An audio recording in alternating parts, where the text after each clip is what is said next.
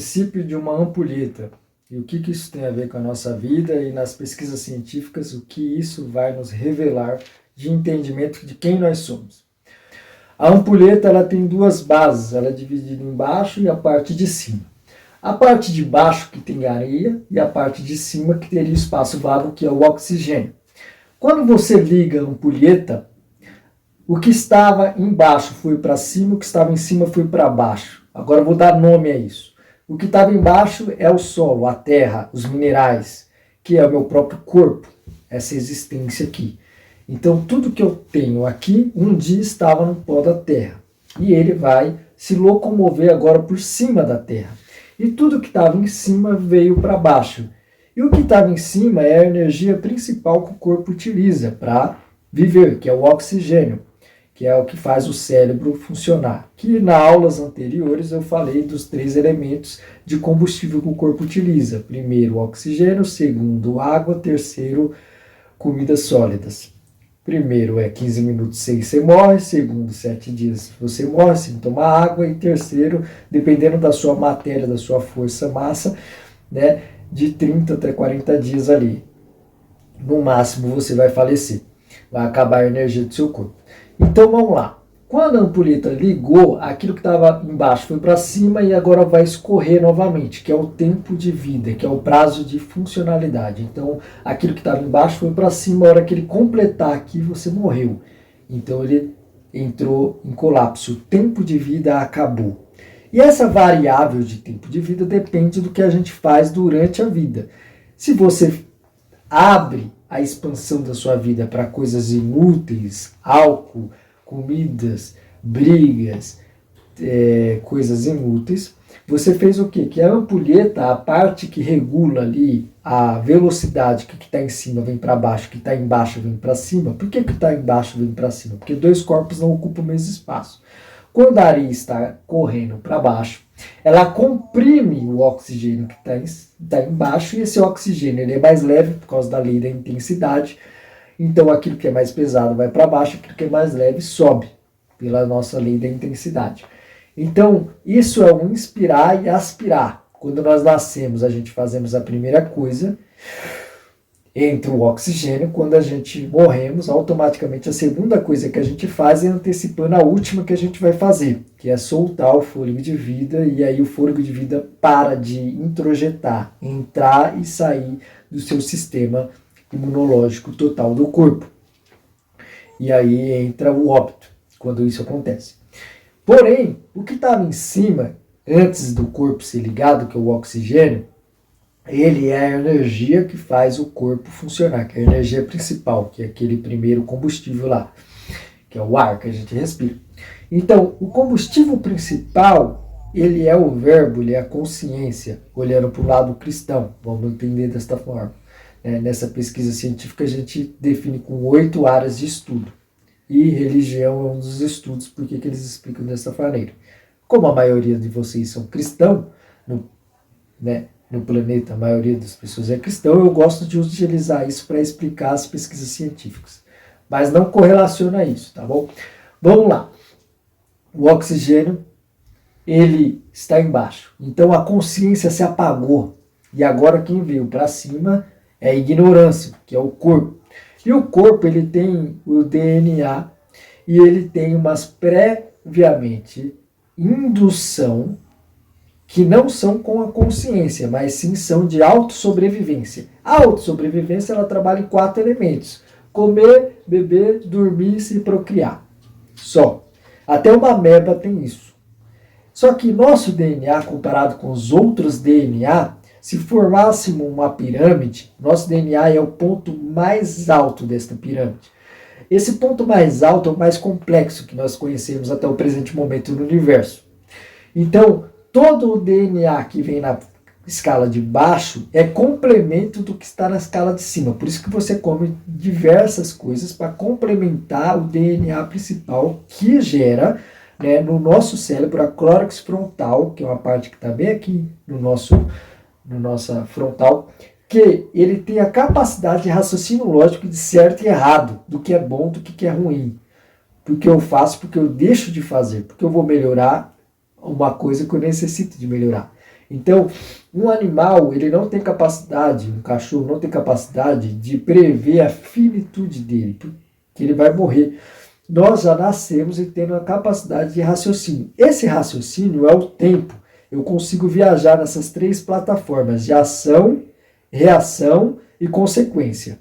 Vou repetir. Ação, reação e consequência. O que essas três plataformas? Nem prêmios e nem condenações, apenas consequências. Que essas três plataformas. E essas plataformas explica que se eu estudar o passado, refletir no presente, posso mudar o meu futuro. Toda essa base científica é para a gente mudar o nosso futuro de conhecimento de nós mesmos. Então, isso é tão bonito, tão pleno, que quanto mais a gente se conhece, o tempo está se esgotando. Então, normalmente o velho é sábio. Como que a gente consegue antecipar o tempo? Tem três formas de antecipar o tempo. Tem o burro, tem o inteligente e tem o sábio. O burro erra muito nas mesmas coisas. O inteligente erra muito, não nas mesmas coisas. Ele aprende e vai para frente. E o sábio é aquele que observa e aprende com o erro alheio. Então ele não precisa gerar a ação e a consequência para ter a conclusão daquela complexo total. Então o sábio é isso. Então como que hoje uma pessoa que é nova consegue ter uma sabedoria de um ancião? Simplesmente porque ele usou o terceiro elemento, que eu falo que esse terceiro elemento é as pesquisas científicas. Pesquisa científica serve para você ver ações e consequências e achar absoluto sobre elas. E o absoluto é aquilo que explica a minha vida, a sua e das demais humanidade inteira. Aquilo que está no meio seria a química. A química não tem conclusão nenhuma. Não tem como eu provar para você que o bolo que eu comi é igual ao bolo que você comeu. Por mais que a gente pegou o mesmo bolo, cortou 2 pedaços desse bolo e eu comi, você comeu, nós vamos ter percepção da realidade diferente um do outro. Nunca vai ser igual, porque a química é desigual, o absoluto é igual. E o DNA humano ele é considerado, vou explicar de uma forma bem simples para vocês entenderem. Imagina uma receita de um bolo que você tem, e essa receita ela está descrevendo todas as necessidades químicas para você realizar aquele projeto. Então você vai no mercado, o mercado ele tem todas as possibilidades ali, você pega a listinha do seu bolo e vai lá pegando os ingredientes individual. Nessa lista de bolo tem um passo a passo que você vai ter que ter a temperatura, vai ter que ter a resiliência, vai ter que ter o tempo de descanso ou não, como se faz o recheio, como se faz a cobertura. Tudinho ali descrito. Então o que é o DNA e o que é o mercado da vida? O mercado da vida é a própria terra. Tudo que nós necessitamos está dentro da terra. Todos os elementos químicos e sais minerais estão lá. E cada semente, cada produto que nós temos, ele é um projeto. Um projeto simples de retirar da terra aquilo que a gente necessita. Então a terra, ela é esse grande mercado. E a lista que nós temos é aquilo que produz no mercado uma outra coisa, que é a segunda expressão. Então, o DNA humano, quando uma mulher está grávida, a partir do momento que ela está grávida, que ela não ficou o 0,5 e os outros 0,5, que é o homem e a mulher, o que adianta da chave sem o cadeado, o que adianta do cadeado sem a chave, do dia sem a noite, do amanhã sem o ontem, então não tem função. Então tudo precisa da chave do cadeado, que é a receita completa e a ação de torná-la real. Então nós se tornamos real desta maneira. Porém, cientificamente, não conseguimos provar para o mundo como que é o início, porque todos nós conhecemos o início de uma criança. Quem é pai, quem é mãe, quem é irmão mais velho, essas coisas, viu que quando o seu irmão ou seu filho nasceu, ele era totalmente prematuro, e pelo menos continua até os seus 7 anos de idade, aquela fase mais prematura de quase 100% de uma pessoa fazendo a ação para realizar todas as necessidades básicas daquele ser humano. Então, não teria lógica a gente tentar explicar a vida, que a vida começa pelo fim. Ou seja, o que eu quero dizer? O fim nesse sentido é que uma criança, o primeiro ser humano que apareceu no planeta Terra, não teria como ser do nada, né? E quem ia dar o que ele comer, quem ia fazer ele a limpeza básica nele, ele não conseguiria fazer nada. Nós somos o animal mais prematuro da natureza. Se estudar qualquer outro animal, em questão de horas, ele está andando, está comendo, está fazendo tudo sozinho. Nós não conseguimos isso. Então, a nossa geração ela é de trás para frente. Você necessita de ter um pai para sustentabilizar um filho, que o filho um dia se tornará pai. Vamos fechar essa aspa aí, agora eu vou te explicar de outra forma. A pirâmide do DNA é que o DNA principal e o mais complexo está aqui em cima, que é o nosso. O decorrer dela, que a gente vai traçando. Todo o resto são todas as decomposições do DNA principal, que são todas as nossas alimentações fora, indireta ou direta. E tudo isso se torna a extensão do nosso próprio corpo quando a gente utilizamos esses elementos químicos para repor as nossas células. Senão a gente morreria. Sem um prazo de validade sendo adiado com o produto que nós comemos que está morto. Então o DNA humano ele tem a capacidade de retirar do solo de toda a alimentação que a gente comemos, que são outros DNAs. Eu vou explicar como que funciona a pirâmide. A pirâmide do DNA funciona assim. O DNA mais complexo da humanidade e da galáxia que a gente conhecemos no nosso presente momento é o próprio nosso. Então, o nosso DNA, que tem a capacidade de produzir um corpo humano, que tem a capacidade de ter o acrónix frontal, que é a capacidade que está aqui bem no núcleo do nosso cérebro, bem na ponta, que define o que é certo, o que é errado, o que é ética, né? Independente, a ética ela é mudada pelo ambiente, pela época das circunstâncias. Então nós temos previamente saber o que é bom para mim, o que é bom para o outro, o que é mal para o outro, o que é mal para mim, no sentido literal. Né? Nós temos a capacidade de pensar a nossa própria finitude por observar tudo que está acontecendo em nossa volta agora. As coisas estão nascendo, estão morrendo.